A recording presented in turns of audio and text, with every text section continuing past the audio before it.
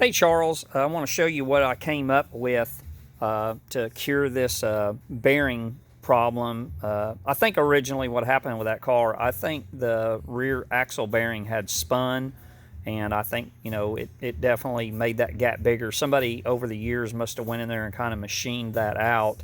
But anyway, so here's what we got. The hole in the rear axle on the driver's side is 75.2 millimeters, but the bearing race is 73.03, and so that left a gap of 2.17 millimeters total.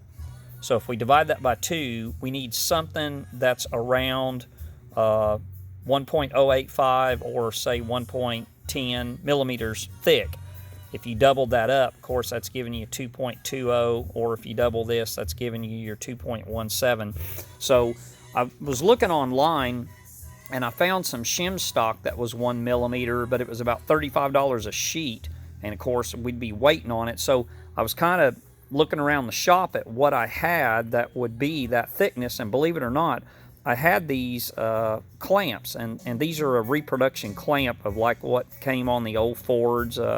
Chevrolet had them too. They used them. But anyway, when I measured the thickness of these clamps, let me see if I can get down here so you can see what I got.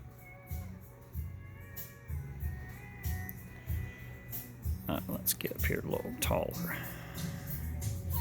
Look at there, 1.01. Of course, I'm getting too far down there, but yeah, 1.01, 1.07. So that's almost perfect. At 1.08, that's exactly what we want. So if we take the 1.08 or 1.07, however you want to look at it, that's going to give you that 2.16 to, 2.20. So, and of course, we need a little bit of preload on the bearing anyway. So that clamp worked out perfect. So what I did was I took one of those clamps apart, and I was able to get my race in there and then take that clamp, and that clamp was actually just the right width too, is just right at a 1/2 inch wide. So I was able to drive that in around that race, and of course knocking it in, making it a little tighter, takes up my preload on my bearing, and that's what we want. We want that race nice and snug. We don't want this axle moving up and down. That axle being able to move up and down, that's why it beat the seal out in the first place, and we had the leak on this side. So that clamp worked out perfect. Now, since it is a hose clamp, of course, it had to have a spot where the two ends come together. You've got the male side and kind of the female side where it squeezes together.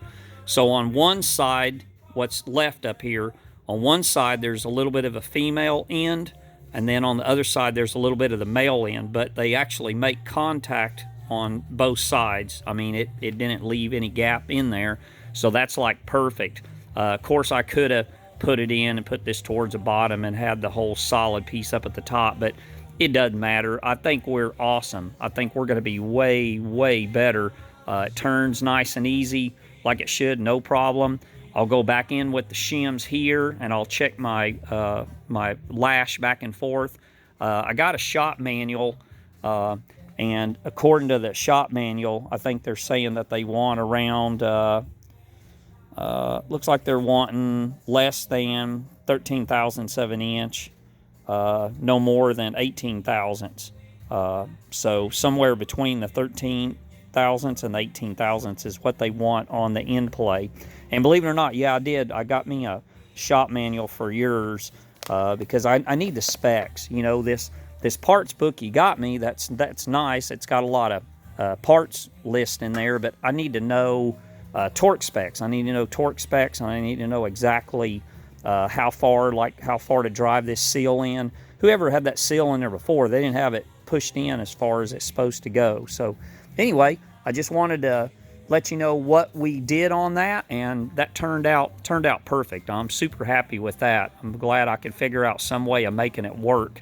But anyway, I hope you had a good Thanksgiving, and so this is the follow-up video to the first one I sent you showing you the problem. We'll talk to you later. Bye-bye.